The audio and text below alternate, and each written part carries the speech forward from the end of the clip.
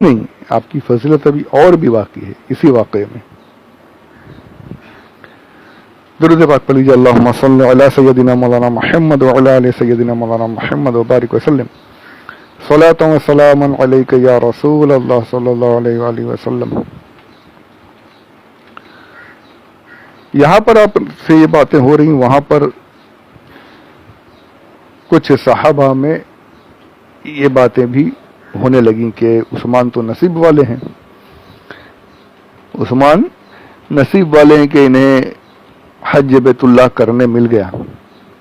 یہ تو کعبہ کا طواف کر رہے ہوں گے، یہ تو حجر اسود کو بھی چوم رہے ہوں گے، حتیم کے پاس نمازیں بھی پڑھ رہے ہوں گے، نصیب ہے ان کا. یہ باتیں جب حضور اکرم صلی اللہ علیہ وآلہ وسلم تک پہنچی تو آپ نے ارشاد فرمایا کہ ہرگز نہیں، ہرگز نہیں، عثمان ہمارے بغیر حج نہیں ادا کریں گے، ہمارے بغیر طواف نہیں کریں گے. یہ حضور اکرم صلی اللہ علیہ وآلہ وسلم کا یقین تھا کہ عثمان ایسے عاشق ہیں، ایسے مسلمان ہیں کہ مسلمانوں کے بغیر، رسول اللہ صلی اللہ علیہ وآلہ وسلم کے بغیر کعبۃ اللہ پہنچنے کے باوجود کعبے کا طواف نہیں کریں گے. وہاں پر یہ کافی دیر تک یہ سب گفتگو شرائط وغیرہ ہو رہی تھی، دیر کافی ہو گئی وہاں پر. یہاں یہ افواہ پھیل گئی کہ مکہ والوں نے عثمان کو شہید کر دیا. بہت دیر ہو گئی تو مل گیا بہانہ کہ عثمان شہید کر دیے گئے. اب صحابہ بالکل جوش میں آ گئے، جیسے جیسے، اور افواہ پتہ ہے کہ دھیرے دھیرے بات کہاں سے کہاں تک پھیلتی جاتی ہے، اور دیر بھی نہیں لگتی، زیادہ فاسٹ بھی پہنچ جاتی ہے. سچی بات پہنچنے میں دیر لگتی ہے، افواہیں جو ہے وہ فٹافٹ پہنچتی ہیں، پھیل جاتی ہیں. صحابہ کو جب یہ افواہ پھیلی، صحابہ جوش میں آ گئے بالکل کہ ہم یہاں سے واپس نہیں جائیں گے جب تک کہ عثمان کے قتل کا بدلہ نہ لے لیں. مکہ پر اب ہم مکہ والوں سے جنگ کر کے ہی انہیں ختم کر کے ہی جائیں گے. بالکل جوش میں آ گئے صحابہ. حضور اکرم صلی اللہ علیہ وآلہ وسلم نے جب یہ منظر دیکھا تو آپ نے صحابہ کے سامنے خطبہ ارشاد فرمایا اور فرمایا کہ اگر عثمان شہید کر دیے گئے ہیں تو میں یہ عہد کرتا ہوں، یہ کہتا ہوں کہ میں عثمان کے قتل کا بدلہ ضرور لوں گا، اور آپ لوگ بھی میرے ساتھ اس بات پر قائم ہو جائیے اور اس بات پر کہ ہم عثمان کے قتل کا بدلہ لیں گے میرے ہاتھ پر بیعت کیجئے. اگر عثمان کو شہید کر دیا گیا ہے تو ہم بدلہ لیں گے، قصاص لیں گے، جنگ کریں گے، میرے ہاتھ پر بیعت کیجئے.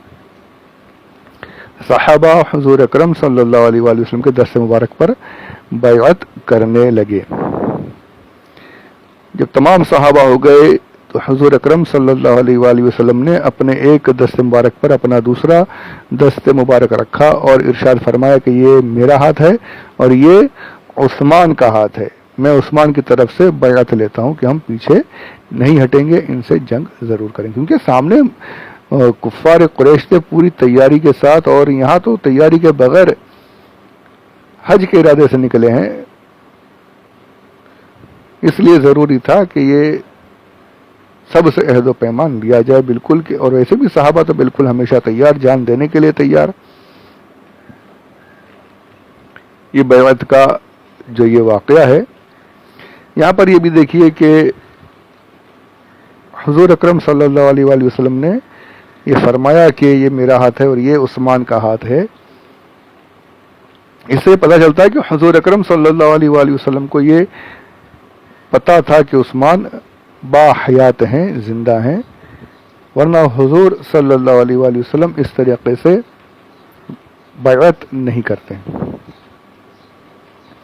اب یہ ہوا، اسی واقعے کو اللہ عز و جل نے قرآن مجید میں سورہ فتح اس کی آیت نمبر 48 میں ارشاد فرمایا ہے اعوذ باللہ من الشیطان الرجیم ان الذین یبایعونک انما یبایعون اللہ ید اللہ فوق ایدیہم. ترجمہ کنز الایمان شریف: وہ جو تمہاری بیعت کرتے ہیں وہ تو اللہ ہی سے بیعت کرتے ہیں، ان کے ہاتھوں پر اللہ کا ہاتھ ہے. یہ آیت کا ایک حصہ میں نے پڑھا.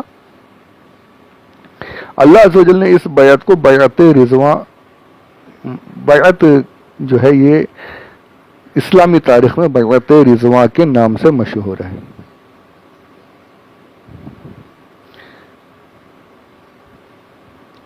اللہ تبارک و تعالیٰ نے ارشاد فرمایا کہ اے میرے پیارے حبیب، جو لوگ آپ سے بیعت کر رہے ہیں وہ اللہ سے بیعت کر رہے ہیں، ان کے ہاتھوں پر آپ کا ہاتھ نہیں بلکہ اللہ کا ہاتھ ہے. حالانکہ ہاتھ حضور اکرم صلی اللہ علیہ وآلہ وسلم کا ہے. اللہ فرما رہا ہے وہ میرا ہاتھ ہے. یہ جو آپ سے بیعت کر رہے ہیں یہ آپ سے نہیں کر رہے، اللہ سے بیعت کر رہے ہیں. یہ حضور اکرم صلی اللہ علیہ وآلہ وسلم کا مرتبہ ہے. اللہ تبارک و تعالیٰ خود ارشاد فرما رہا ہے کہ وہ ید اللہ فوق ایدی، اللہ کا ہاتھ ان کے ہاتھوں پر ہے. ہاتھ کس کا ہے؟ رسول اللہ صلی اللہ علیہ وآلہ وسلم کا ہے. اللہ عز و جل فرما رہا ہے کہ ہاتھ میرا ہے. یہاں یہ پتا چلا کہ حضور اکرم صلی اللہ علیہ وآلہ وسلم کی عظمت اتنی بلند ہے کہ اللہ تبارک و تعالی آپ کے افعال کو اپنا کام، اپنی مشیت بتا رہا ہے. اللہ عز و جل ہاتھ سے، جسمانیات سے، زبان سے، ہر چیز سے پاک ہے. پر حضور اپنے محبوب کی شان بتائی جا رہی ہے کہ جو صحابہ آپ سے بیعت کر رہے ہیں گویا اللہ ہی سے بیعت کر رہے ہیں کہ آپ کا یہ کام اللہ والا کام ہے، اللہ کی راہ کا کام ہے، جہاد کا کام ہے. یہ کام جو ہے صحابہ آپ کے ساتھ اور اللہ آپ کے ساتھ، اللہ ان صحابہ کے ساتھ. تو یہ بیعت رضواں جو ہے یہ قرآن پاک میں سنہری حرفوں سے لکھی ہوئی ہے اور قیامت تک رہے گی انشاءاللہ. حضور صلی اللہ علیہ وسلم نے فرمایا یہ عثمان کا ہاتھ اور یہ میرا ہاتھ. اللہ تبارک نے فرمایا کہ ان سب کے ہاتھوں پر اللہ کا ہاتھ ہے، یعنی اللہ بالکل سب سے راضی ہے. جتنے یہاں پر بیعت کر رہے ہیں سب سے اللہ راضی ہے.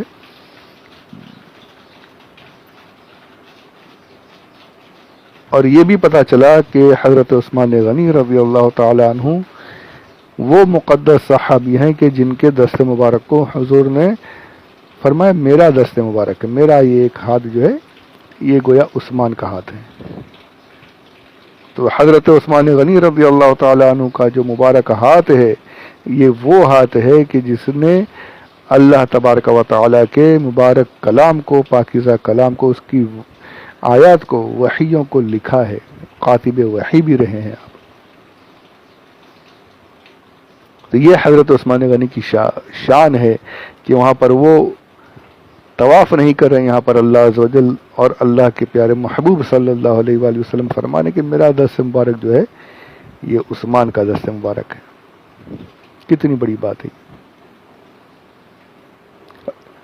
یہ بیعت یہاں پر ہوئی، وہاں پر حضرت عثمان غنی رضی اللہ تعالی عنہ کی کفار قریش سے بات مکمل ہوئی اور آپ صحیح و سلامت واپس لوٹ آئے اور آ کر حضور اکرم صلی اللہ علیہ وآلہ وسلم کی خدمت میں تمام باتیں عرض کی. اور پھر اس کے بعد بڑا ہی طویل وہ سلسلہ ہے صلح حدیبیہ کا. وہ سب اگر سننا چاہیں تو سیرت المصطفیٰ کے واقعات میں یہ صلح حدیبیہ بھی موجود ہے. یہاں پر حضرت عثمان غنی رضی اللہ تعالی عنہ کی جو شان بیان کرنی تھی کہ اتنی عظمت، ایسی شان ہے آپ کی کہ آپ کعبۃ اللہ پہنچ کر بھی طواف نہیں کر رہے ہیں. حضور اکرم صلی اللہ علیہ وآلہ وسلم اپنے ہاتھ کو ان کا ہاتھ بتا رہے ہیں اور آپ نے بھی وہ کام کیا ہے، وہ کام کیے ہیں کہ یقیناً بہت سے صحابہ ان فضیلتوں سے دور رہے جو فضائل آپ کو حاصل ہوئے ہیں. صحابہ کا ہر ایک کا اپنا اپنا مقام، ہر ایک ہمارے لیے سر کے تاج، کسی کی شان گھٹانا ہمارا مقصد نہیں، میرا مقصد، اور سوچ بھی نہیں سکتا یہ سوچو تو میں تو اپنے ایمان کو سمجھو کہ ایمان ہی مکمل نہیں، کہ مگر کسی صحابی کے بارے میں غلط سوچوں تو تمام صحابہ ہمارے سروں کے تاج، ہمارے ایمان کے لیے ان سب کی عظمت ضروری۔ تو انشاءاللہ عز و جل یہ یہاں پر آپ کی شان پاک کی چند باتیں عرض کی ہیں۔ اس کے بعد جو ہے آپ کے ساتھ جو سازشوں کا سلسلہ ہوا ہے اور جو شہادت کے جو واقعات ہیں وہ مختصراً عرض کروں گا انشاءاللہ عز و جل، تو ان باتوں کو بھی آگے سماعت کیجیے گا۔ اللہ عز و جل مکمل کرنے کی توفیق عطا فرمائے، اپنی بارگاہ میں قبول فرمائے، اپنے پیاروں کی محبت ہم سب کے دلوں میں پیدا رکھے، ہمیشہ ان عاشقوں کے ساتھ رہنے والا، ان کا وفادار رہنے والا بنائے، آمین آمین بجاہ نبی الامین صلی اللہ علیہ وسلم۔ وما علینا الا البلاغ المبین۔